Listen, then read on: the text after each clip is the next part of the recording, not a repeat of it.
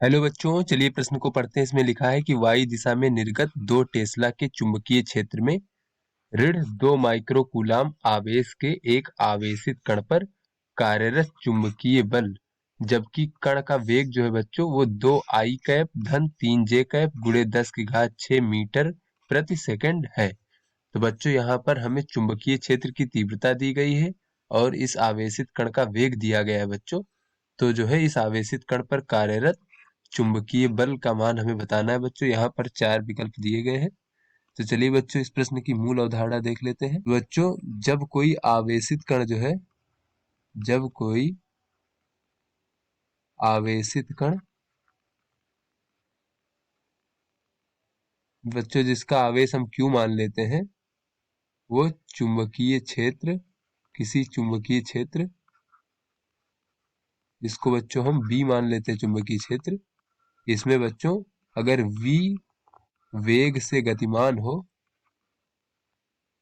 बच्चों हमें पता है कि जब आवेशित कण चुंबकीय क्षेत्र में गतिमान होता है बच्चों उस पर एक लारेंज बल लगता है। उस पर लारेंज बल बच्चों, ये चुंबकीय बल होता है, इसे हम लारेंज बल कहते हैं। उस पर लारेंज बल लगता है बच्चों। इस लगने वाले चुंबकीय बल का मान कितना होता है? वो बच्चों F बराबर होता है आवेश Q और वेग और चुंबकीय क्षेत्र, इन दोनों सदिशों का सदिश गुणन। तो चलिए बच्चों अपने प्रश्न को हल करते हैं। बच्चों इस प्रश्न में आवेश Q का मान दिया गया है बच्चों यहाँ पर ऋण 2 माइक्रो कूलाम। बच्चों ऋण 2 माइक्रो कूलाम बच्चों, तो यहाँ पर अगर हम इसको कूलाम में परिवर्तित करें तो इसको लिख सकते हैं ऋण 2 गुणे 10 की घात ऋण 6 कूलाम।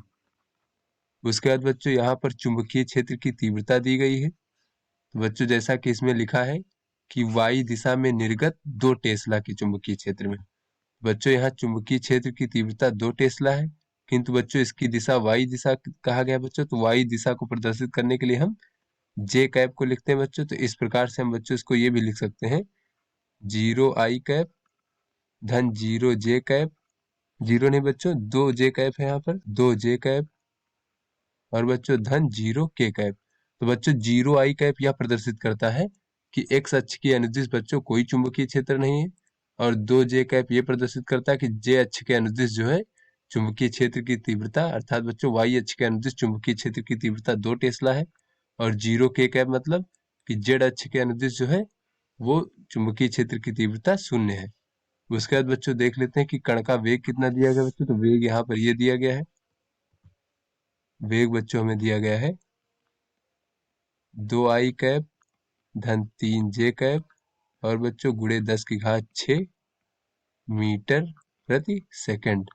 बच्चों इसको हम लिख सकते हैं 2 गुणे 10 की घात 6 आई कैप धन बच्चों 3 गुणे 10 की घात 6 जे कैप और गुणे बच्चों 0 के कैप, अर्थात बच्चों जेड अक्ष के अनुदिश वेग का कोई भी घटक नहीं है। तो चलिए बच्चों इस पर, इस आवेशित कण पर लगने वाले चुंबकीय बल की गणना करते हैं बच्चों। तो जैसा कि बच्चों मूल अवधारणा में हमने देखा कि चुंबकीय बल F बराबर होता है Q और वेग और चुंबकीय क्षेत्र का सदिश गुणन। तो चलिए बच्चों सबसे पहले वेग और चुंबकीय क्षेत्र का सदिश गुणन ज्ञात कर लेते हैं। तो बच्चों हमें पता है सदिश गुणन का ज्ञात करने के लिए हम एक सारणिक बनाते हैं जिसकी पहली पंक्ति में आई कैप जे कैप और के कैप बच्चों, और दूसरी पंक्ति में बच्चों वेग के गुण, जो बच्चों ये पहला सदिश है यानी वेग, इसके गुणांक लिख लेंगे। तो इसके गुणांक बच्चों ये हैं, चलिए इनको लिख लेते हैं बच्चों 2 गुणे 10 की घात 6 और बच्चों यहाँ लिख सकते हैं हम 3 गुणे 10 की घात 6 और बच्चों यहाँ पर 0। फिर बच्चों दूसरी पंक्ति में चुंबकीय क्षेत्र B के गुणांक लिख लेंगे। तो बच्चों यह है 0 2 और 0, यहाँ लिख सकते हैं 0 2 और 0। तो चलिए बच्चों इसको हल करते हैं। तो यहाँ पर वह हो जाएगा बच्चों हमारा आई कैप, और आई कैप का गुणांक हो जाएगा बच्चों, इसका इसके साथ गुणा होगा तो बच्चों 0 हो जाएगा और इसका इसके साथ गुणा होगा तो 0 हो जाएगा, तो 0 ऋण 0। फिर बच्चों ऋण जे कैप, तो जे कैप का गुणांक हो जाएगा बच्चों 2 गुणे 10 की घात 6 का बच्चों 0 के साथ गुणा होगा तो ये भी 0 हो जाएगा, और 0 का 0 के साथ, तो बच्चों इस प्रकार से 0 ऋण 0 हो जाएगा। और धन बच्चों के कैप, तो के कैप के गुणांक में बच्चों हो जाएगा 2 गुणे 10 की घात 6 बच्चों, और ऋण का बच्चों 3 गुणे 10 की घात 6 गुणे 0, तो बच्चों ये हमारा 0 हो जाएगा। इस प्रकार से बच्चों आई कैप का गुणांक बच्चों शून्य हो जाएगा और जे कैप का गुणांक भी शून्य हो जाएगा और के कैप के गुणांक में आ जाएगा 4 × 10⁶ के कैप। बच्चों ये जो है ये हमारा बच्चों वेग और चुंबकीय क्षेत्र की तीव्रता का सदिश गुणन हो गया। तो चलिए बच्चों चुंबकीय बल ज्ञात कर लेते हैं बच्चों। तो चुंबकीय बल F सदिश बराबर होता है आवेश Q का मान और वेग और चुंबकीय क्षेत्र की तीव्रता का सदिश गुणनफल। तो बच्चों आवेश Q का मान हमें दिया गया है ऋण 2 × 10⁻6 कूलम। तो यहाँ लिख लेंगे ऋण 2 × 10⁻6 कूलम और गुणे बच्चों इन दोनों का जो सदिश गुणनफल है वो यहाँ पर हमने ज्ञात किया है 4 × 10⁶ 4 × 10⁶ के कैप।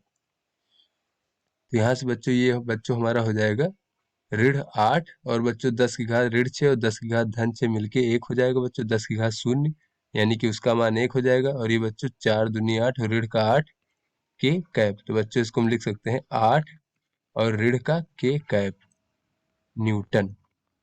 अर्थात बच्चों जो हमारा बल का परिमाण होगा बल का ये जो बच्चों हमारा चुंबकीय बल है इस आवेशित कण पर लगने वाले चुंबकीय बल का जो परिमाण होगा बच्चों वो तो हमारा 8 न्यूटन का होगा।